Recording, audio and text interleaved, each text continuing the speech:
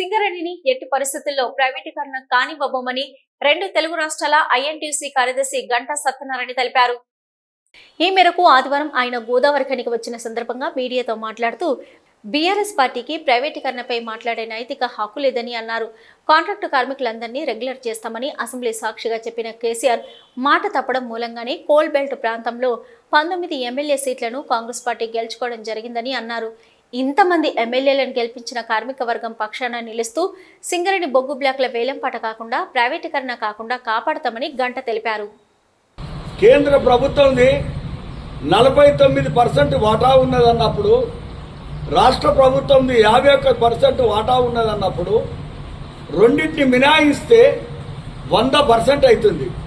100% ఉన్నోళ్ళు కేంద్ర రాష్ట్ర ప్రభుత్వము అట్లాంటి వేలాది మంది కార్మికులై కోట్లాది రూపాయలు, వేలాది కోట్ల రూపాయలు సింగరేణి కంపెనీ మీద ఉన్నప్పుడు ఇది ప్రైవేటీకరణ చేయడానికి ఎవ్వరికి దమ్ము ఉండదు కూడదు. ఇక్కడికి వచ్చి కాంట్రాక్ట్ వాడడానికి కూడా ఏ వ్యక్తికి కానీ ఈ ప్రాంతానికి రావద్దనేది నా డిమాండ్. తల్లి అసలు దాన్ని సింగరేణి కార్మికులు తెలంగాణ ఉద్యమంలో మరి 48 రోజులు సమ్మె చేసి తెలంగాణ రాష్ట్రాన్ని సాధించుకోవడానికి కారణం ఏంటంటే ఇట్లాంటి ప్రైవేటీకరణ కావద్దు, ఈ ప్రాంతంలో అండర్ గ్రౌండ్ మైన్స్లు కావాలి, ఈ ప్రాంతంలో ఉన్నటువంటి అందరికీ ప్రజలకు మరి నిరుద్యోగులకు ఉద్యోగ అవకాశాలు రావాలి. ఈ సింగరేణి ప్రాంతంలో 6 జిల్లాలతో మరి ఉన్నటువంటి ఈ ప్రాంతం అంతా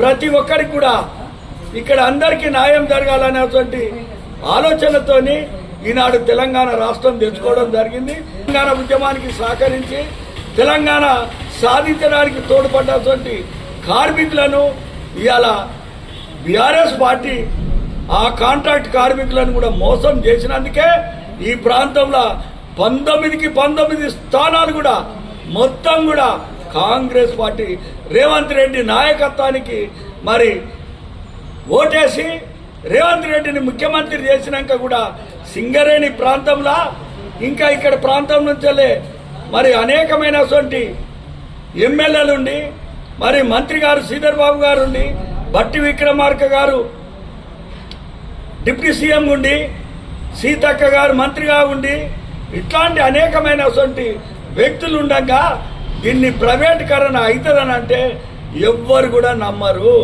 సిటీ న్యూస్ ఇప్పుడు ఒక షార్ట్ బ్రేక్.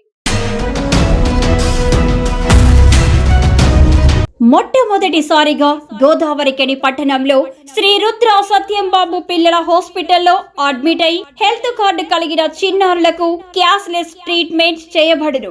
మా వద్ద Star, Ericson, FHPL, MD India, SBI, general health card, Universal Sompo, Niva, Medi Assist, Chola MS, Heritage, Good Health తదితర హెల్త్ కార్డ్స్ పై క్యాష్లెస్ వైద్యం అందించబడును.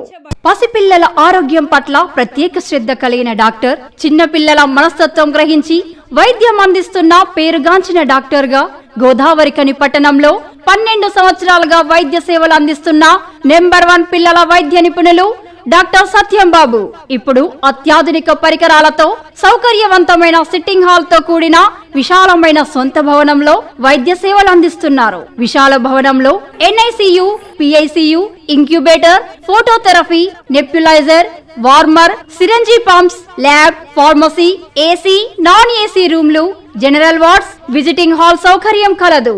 Doctor Satyambabu MBBS, DCH PALS, పిల్లల మరియు నవజాత శిశువు వైద్య నిపుణులు, 24 గంటల వైద్య సదుపాయం కలదు.